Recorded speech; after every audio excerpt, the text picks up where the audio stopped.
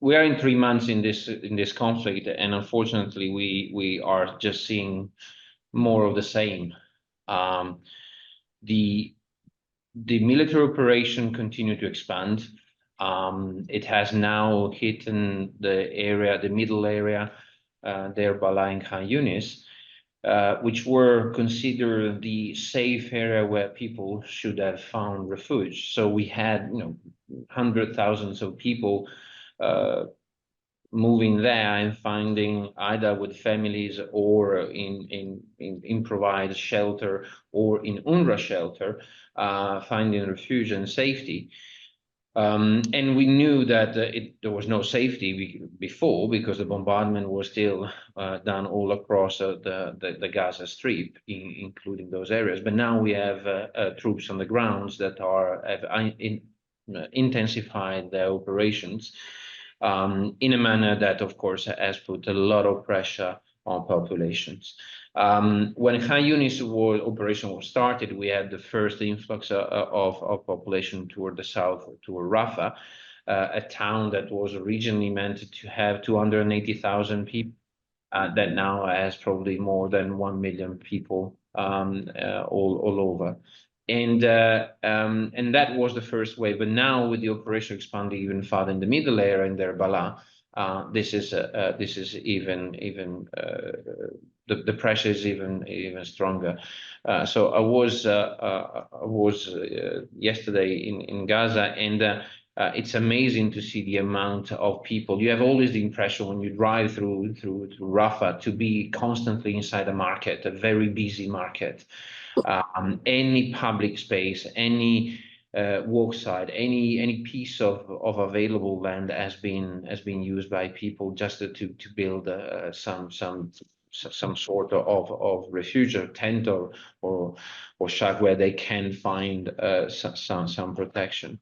For me, it was impressive. It was the first time I entered Gaza since the beginning of the war, and entering the UNRWA base, it's amazing. You don't see the base for a while because it is all covered by these tents and people all over, and all in a sudden you see this gate that is the UN base. And then, of course, the situation, as you can imagine, is stretching any ability of any type of public service.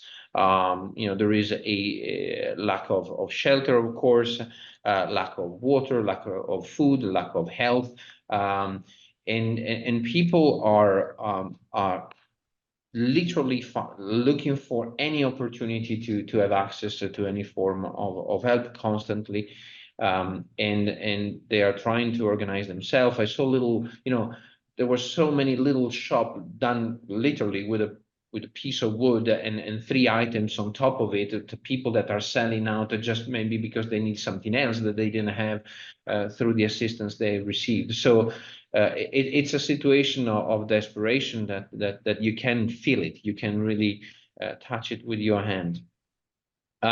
This very high pressure, of course, is turning the more and more, or increasing tension vis-a-vis the UN and vis-a-vis the humanitarian community and its inability to address the basic needs. Not aggressively so far. We had some episodes where there are some, stone throwing and some punch on the car, but I think that there is this pressure and this tension will increase if we do not scale up our operations. Simply because people, out of desperation, they will put a lot of pressure on us, and I fear that there will be the more and more challenges for the UN and its partner to deliver if we do not scale up our operation, let alone if the operation will descend down to Rafah and then move further people. In my visit, we went also in these days, we went to look at the Al-Mawasi area. That is an area that was originally identified by the Israeli as a safe area, where the United Nations said we will deliver assistance. if and when people will be there and will require assistance. And now they are there. So there is an initial series of effort to respond to the needs of people. But what is impressive there is that firstly, that what was empty land until a week ago, it became all in a sudden still scattered, some areas more intense, but in general, I would say still scattered, tents that are pitched without, and again, tent is self-made tents. You know, some are proper tents, some others are really pieces of plastics put together with wood and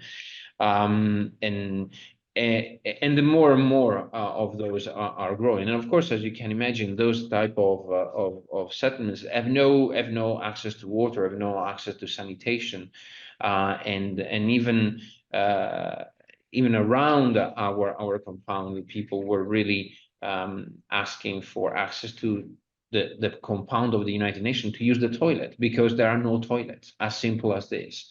And my staff were describing the difficulties, particularly for women, to have access to a decent and protected space to go to the toilet. So this is the situation we are dealing with.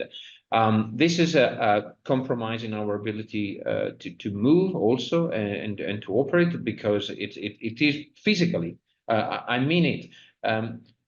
The other night, my colleagues were trying to go home and taking the same road that they're usually used. And all in a sudden, they couldn't go through because a tent has been pitched in the middle of the street. You know, it's the only flattened place where they can, safely pitch a tent with no risk of being flooded by water, whatever. And so they pitch the tent there because they have no other opportunities. So, really the level of desperation of people is palpable and breathable. By the second, you have seen the terrible situation that in terms of food security.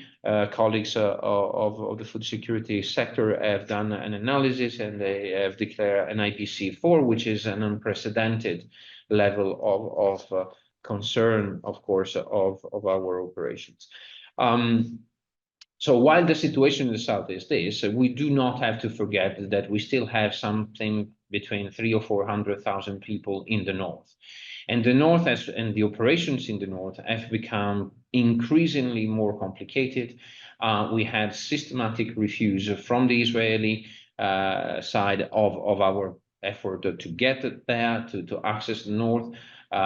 In normal circumstances, we would notify the parties that we are going to a place to deliver assistance. In this case, we are forced to coordinate because there are checkpoints that we can simply not go through. And because of the current situations, the Israelis have systematically or quasi-systematically refused. I think that yesterday we had 3 missions that were partially approved, meaning that they have selectively allowed us to do some part of what we were planning to do. But the previous days, we had 3 operations approved out of 21 requested. So that's the type of environment we're working with. And even more dramatic is that the condition of people when we get there that we are witnessing are really terrifying. My team was describing that when they cross the checkpoint on the coastal road now, because they forced us the Israeli military forced us now to move to use the coastal road. They were saying that already at the crossing there were a series of corpses that were not collected, that have been left there, and nobody has had the possibility to go and collect them and to take care of them as we should. And once you cross with any type of assistance, you do, a couple of kilometers, desperate people will come and simply, stop at their trucks and take out whatever they can from there, out of desperation.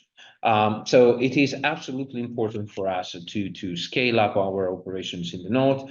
We are hoping and we are leveraging on the recent negotiation done by the humanitarian coordinator and with the support of the American and the Blinken visit to have an initial assessment of the situation in the north, just as an access, in order then to do a better, an initial rapid assessment with the colleagues of other agencies and sectors to focus on the 4 fundamental sectors, wash, food, health, and shelter, in order to keep people alive.